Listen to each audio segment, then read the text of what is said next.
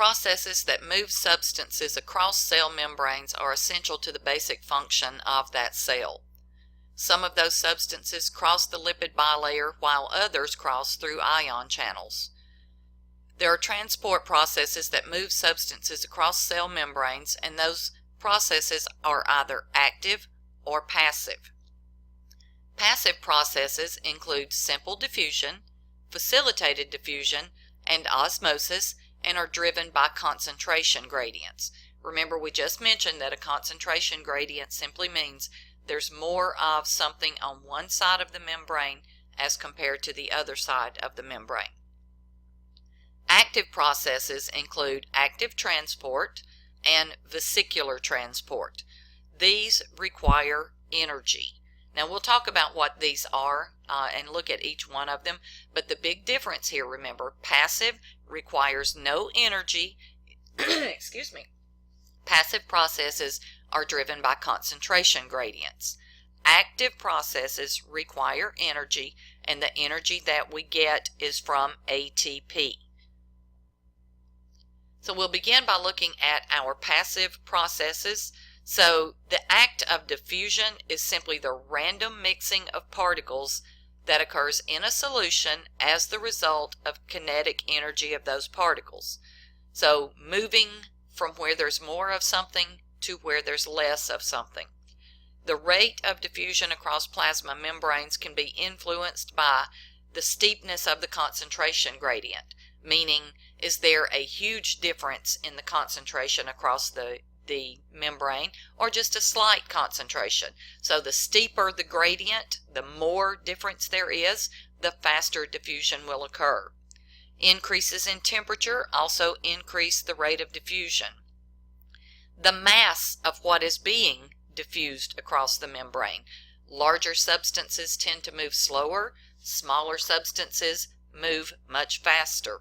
The surface area, how much area has to be diffused across, and then the distance. So how big is the area, the total area. So larger areas, of course, are going to diffuse slower simply because there's more space that needs to be to reach equilibrium. So the molecule has to diffuse into a larger area.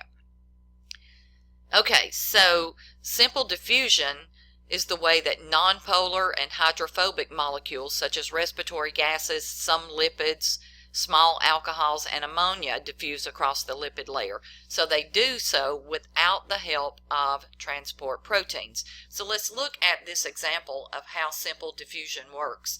We've got 3 containers, which really represents a movement across time rather than 3 different containers. So if we take a dye and we put it into a graduated cylinder full of water, at the beginning the dye is all at the bottom of the container, and after a few minutes it starts to diffuse or move into the rest of the container.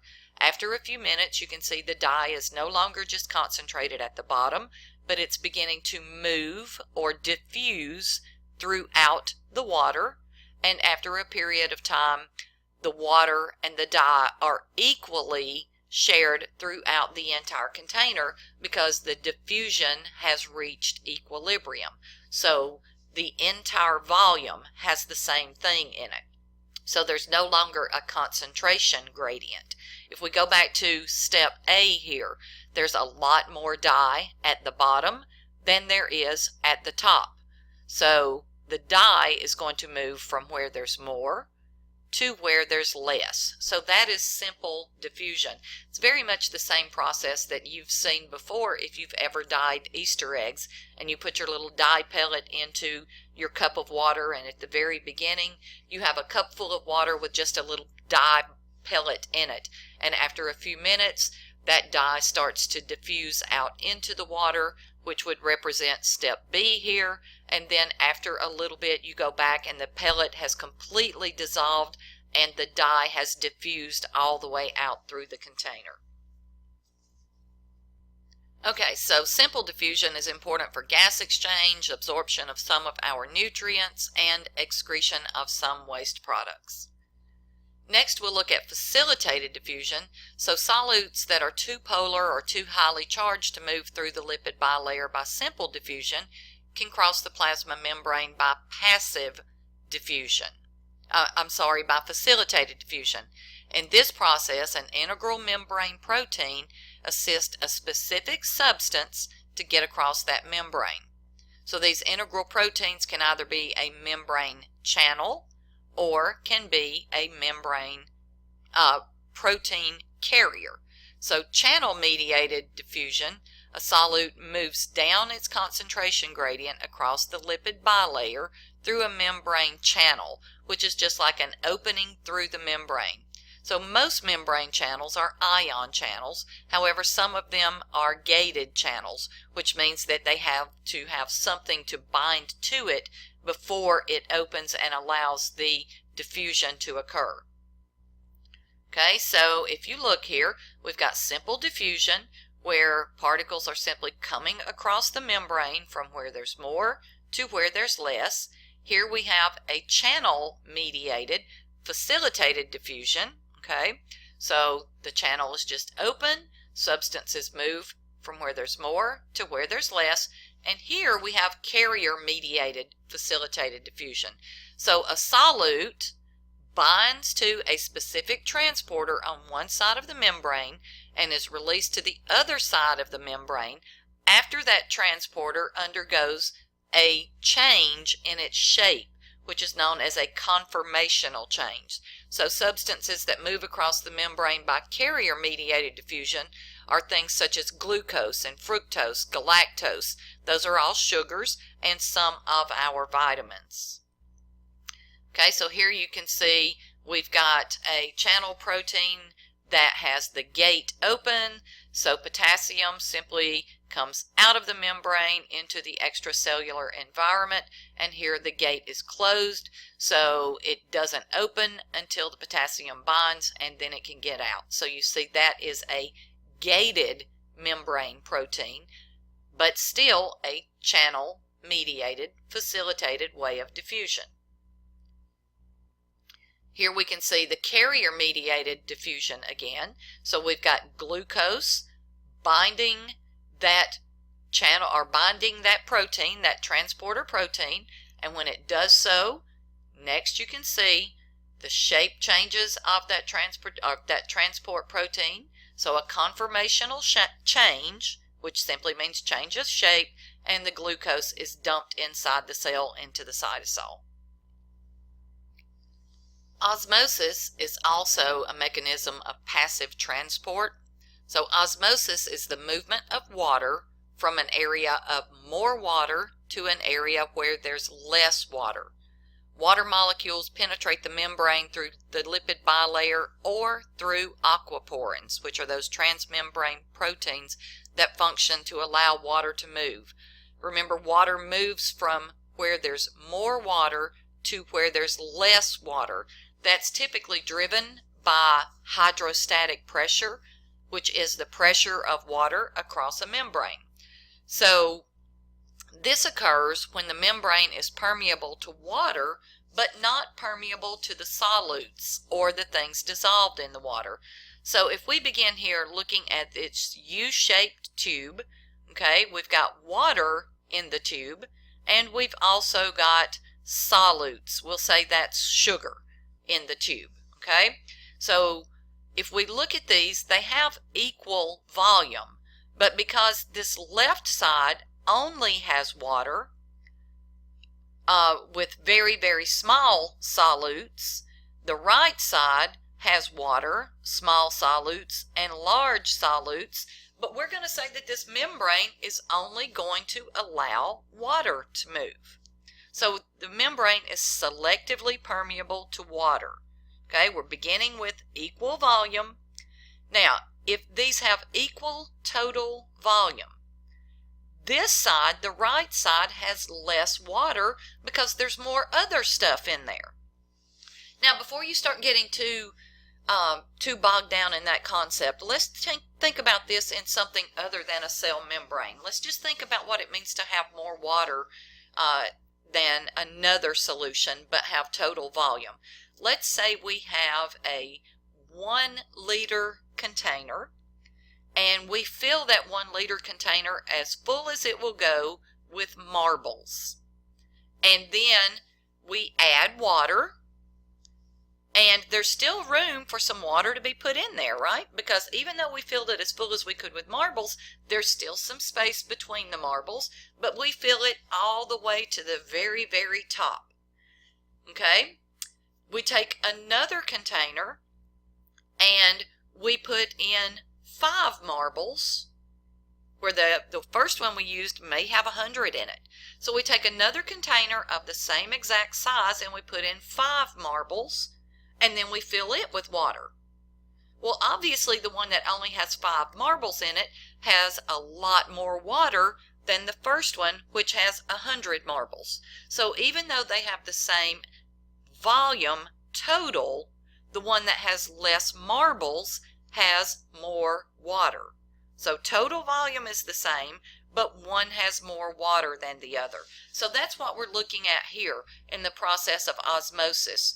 Water is going to move from where there's more water to where there's less water. So we begin here with the same total volume, but the left side has more water than the right side because the right side has more other stuff.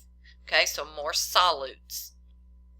Now, the human body wants to reach equilibrium, which means the concentration will be the same on both sides of the membrane. So water is going to move from where there's more water to where there's less water. So that's what osmosis is, the movement of water from where there's more water to where there was less water to reach an equilibrium. So now the concentrations are the same. Now remember, the membrane would not allow these big solutes to cross. So the concentration of the water is now the same on both sides of the membrane. You see here, though, the total volume has increased because some of the water moved from the left side into the right side.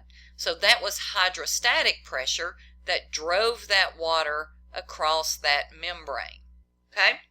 So the volume increased. This is what happens when you get dehydrated. Your cells are losing fluid because you're sweating it out. So your body cells will then pull water out of your blood. Okay, so that's osmosis, moving that water from one area in the body to another. And then here, if we go to step C, restoring starting conditions, osmotic pressure is the pressure that is related to how much stuff is in a solution, so those solutes, and that's going to cause water to flow back in the other direction. Now we'll talk more about hydrostatic pressure and osmotic pressure. Right now I want you to understand the importance of osmosis and how water moves across the membrane from areas where there's more water to where there's less water. This idea of water moving across membranes, remember, is what we called osmosis, and takes us to a term called tonicity. So the tonicity of a solution relates to how the solution influences the shape of body cells. So iso means same, so same type of solution. So an isotonic, tonic referring to tonicity, is a solution that has the same amount of water on the outside as on the inside of the cell. So across the membrane, the concentration, not total volume, remember, the concentration of water is the same on the inside as on the outside of the cell. So water is going to move into this red blood cell, water is going to move out of this red blood cell. So for instance, if you go into your doctor's office and you're going to have an outpatient surgery and they want to hook up an IV to you, that IV is going to have a 0.9% tonicity because your body cells and body fluids are 0.9% tonicity. Okay, so that means that the IV solution that they are giving you is isotonic to your body solutions. So it doesn't cause your cells to gain water and it doesn't cause your cells to lose water. A hypotonic solution, Hypo means under. So a hypotonic solution is one where your cells, a hypotonic solution, I should have said, is a solution that contains more water than your body cells. So by concentration, your hypotonic solution has more water in it than your cells do. Now remember, we're still talking about that concentration gradient. So concentration, more water outside the cell than inside the cell. So when that happens, water is going to move from where there's more to where there's less. So the water is going to rush inside the cell, and the cell will undergo lysis, hemolysis, if we're referring to a red blood cell, and it basically blows up like a water balloon that's being overfilled, and it causes the cells to undergo hemolysis or to rupture, to pop, just like a water balloon. So if you go into the doctor or to the hospital and you have dehydrated, they might give you a slightly hypotonic solution to help you rehydrate more quickly, to get water from your blood into body cells. This is also what happens if you drink excessive amounts of water in a short period of time and you don't urinate. You get too much water in your bloodstream, and then that water can move into your body cells and cause those cells to rupture. And then finally, a hypertonic solution. Hyper means over or above. A hypertonic solution is one that has less water by concentration than inside your cell. Okay, so, excuse me, your hypertonic solutions, remember, have less water by concentration than inside the cell, so water is going to come from inside the cell out into the solution, because remember, water moves from where there's more water to where there's less water. So this causes your cells to sort of dry out and shrivel up, and that's called crenation. So your red blood cells would crenate. Okay? This is sometimes done to remove excess fluid that's built up, called edema. So if you give a hypertonic IV solution, that causes water to come out of your surrounding tissues and into the bloodstream, so that the water from the tissues can help get that hypertonic solution back to normal. We're going to talk much more about osmosis and tonicity and actually do some experiments with this in the lab that I think you'll enjoy. Now finally, we want to talk about active transport. Okay, active transport means that energy is required for the carrier protein to move solutes across the membrane against the concentration gradient. So that means it's moving backwards. Remember, everything that we've looked at so far, whether it was the movement of water or it was the movement of solutes, has moved from where there's more to where there's less. So trying to establish that equilibrium and that balance. Active transport is backwards. So we're moving things from where there's less to where there's more. So that's going to take energy in the form of ATP to make that happen. So active transport, the energy derived from ATP, changes the shape of a transporter protein, which then pumps that substance across the plasma membrane against its concentration gradient. The most prevalent primary active transport mechanism in the human body is the sodium-potassium pump. So the sodium-potassium pump moves sodium and potassium against that against that concentration gradient. So it's moving sodium from where there's already more sodium, or where there's less sodium, to where there's more sodium. So it's going backwards, okay? This helps us to restore that membrane potential that we're going to talk about when we start looking at muscle contraction. But the important thing to remember here is, with active transport, it's requiring a pump, which is a transporter protein, and we've got to put some energy, some fuel, some ATP into the system to make it go backwards. And then we'll look at receptor mediated endocytosis. Wow, that sounds like a big old word there. Well, we'll break that down where it makes a little bit more sense. Okay, so in endocytosis, endo means inside, cyte means cell, osis is condition. So in endocytosis, materials move into a cell in a vesicle that's formed by a plasma membrane. So a vesicle is just a little bag created from the membrane. So here's our cell membrane, okay, and this particle that we're bringing in, we'll say it's a little molecule of a protein or whatever it is that we're bringing in. It may even be a bacteria. We're going to invaginate or cause that membrane to press into itself, and it just forms a little bag called a vesicle. So that vesicle then can contain whatever we were trying to get inside the cell and bring it in. So endocytosis, bringing something in the cell in a vesicle.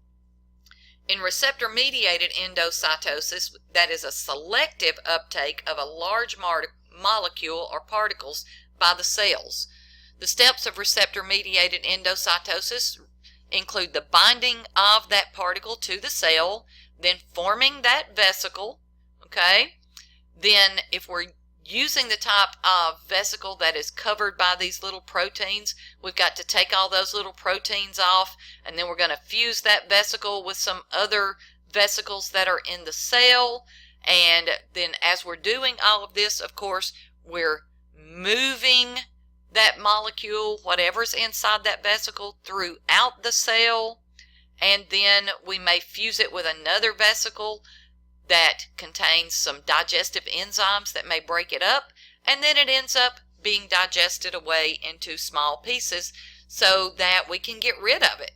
Now, this is the way that some viruses can also get into the body. So viruses can be brought in by endocytosis, and then once they're in the cell, they can begin to reproduce.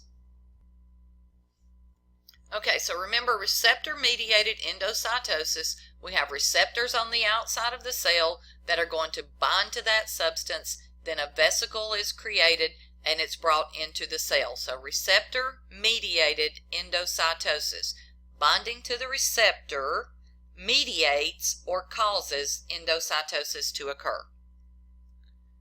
Another type of endocytosis is phagocytosis. Anytime you see phago, you should think eat, and cyte is cell, osis again, condition, okay? So here we've got bacterial cells that are going to bind to this membrane or be detected by this membrane, and the membrane starts to push up little pieces around that microbe, that bacteria, and still creates a little bag, okay? That little bag this time is not just called a vesicle, but we call it a phagosome, because you can see it looks like the cell is coming up around this microbe, this bacteria, and basically eating it.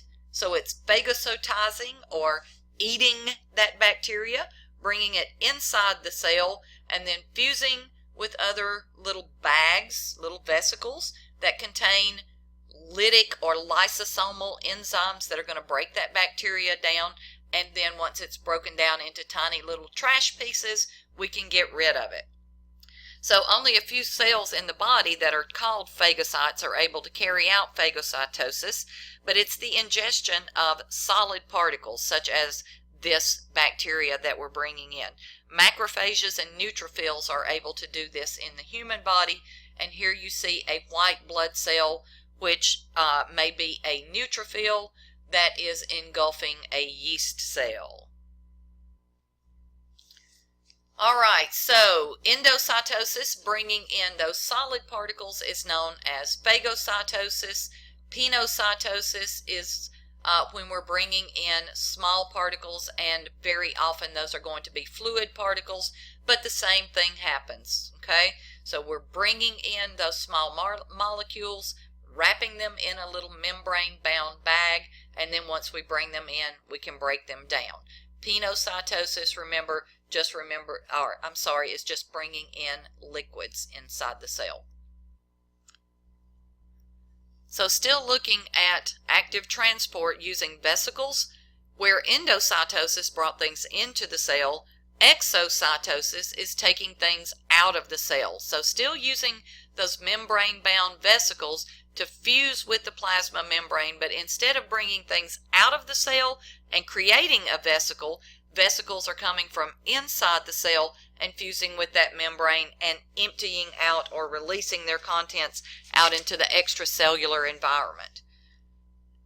Transcytosis is sort of a combination of endocytosis and exocytosis that moves something across the cell from one side of the cell to another, and then out of the cell, but still using those little membrane-bound vesicles to move substances around. All right, so that finishes up our movement into and out of or across the cell membrane. Next, we'll begin looking at the cytoplasm and the organelles found within.